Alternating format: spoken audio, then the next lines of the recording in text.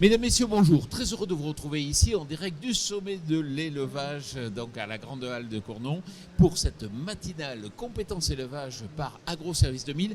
Alors aujourd'hui, on va s'intéresser au thème de l'autonomie alimentaire. Et pour en parler, j'ai le plaisir d'accueillir Jean-Philippe Chalumeau. Bonjour. Bonjour. Vous êtes agriculteur, éleveur, gérant de l'EARL des Hermitages. On aura l'occasion d'en parler juste après. Michael Barjon, bonjour.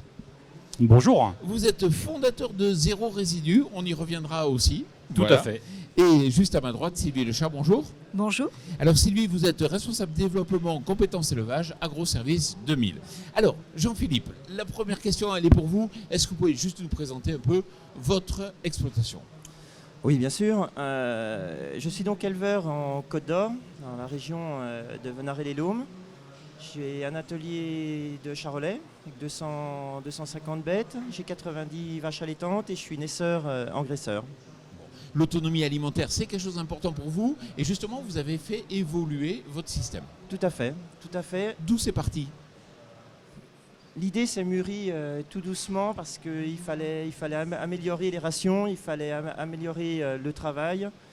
Et on a mûri le projet tout doucement comme ça.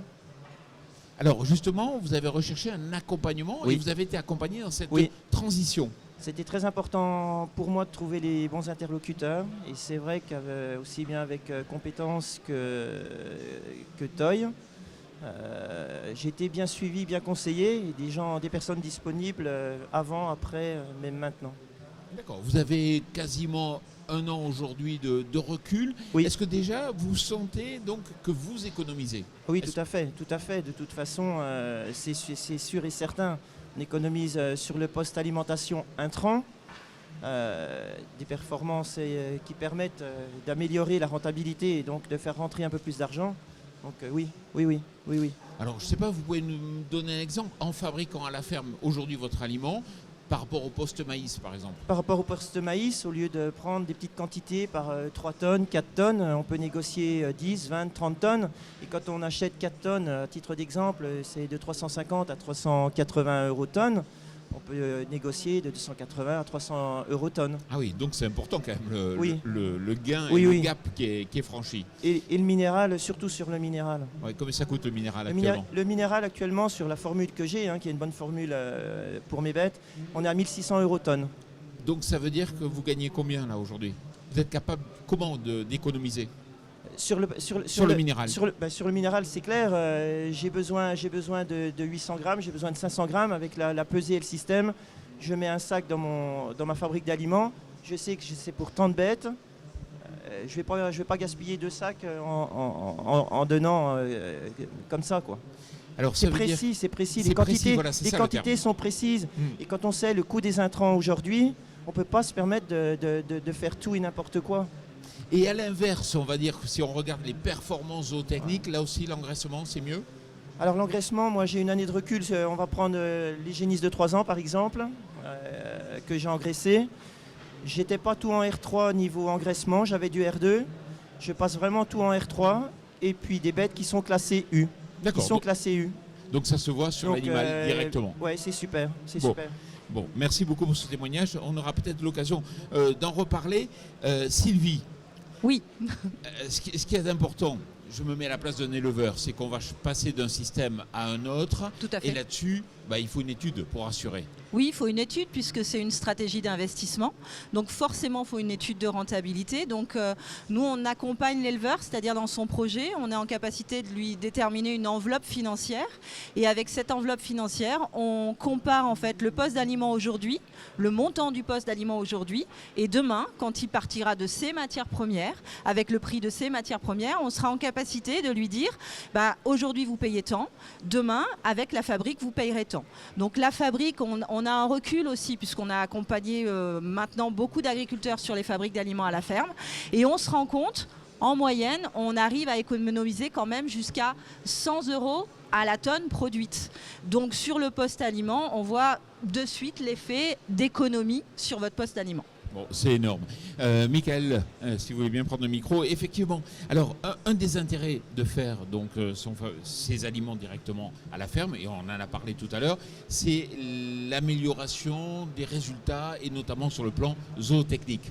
Alors tout à fait. Donc ce qui a été le cas chez Cyril notamment.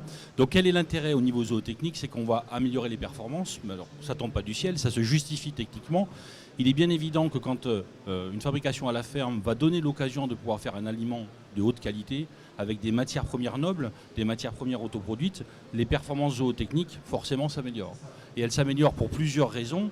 La première raison, c'est qu'on arrive à avoir des aliments qui soient très denses au niveau UF, PDI, et qui sont très sains aussi d'un point de vue sanitaire. Je pense notamment à tout ce qui est mycotoxines, ce qui est perturbation de fonctionnement digestif. Et là, forcément, quand on a des matières premières nobles, qu'on prend un bon soja, un bon maïs, une bonne céréale fermière, au-delà de l'impact bien évidemment financier qui est absolument colossal quand on connaît le niveau d'ingestion des animaux en aliments, forcément il y a un impact financier, mais l'impact financier est peut-être encore plus important par le gain de performance. Ça se matérialise de manière très simple, une augmentation d'ingestion qu'on observe pratiquement systématiquement, une augmentation des performances zootechniques. Si on est en lait, c'est plus de lait. Si on est en viande, très souvent, c'est plus de GMQ et plus de qualité. Comme l'a très bien dit Cyril, ça veut dire quoi? Ça veut dire que c'est 1 kilo de viande qui est vendu plus cher et qui coûte moins cher à produire.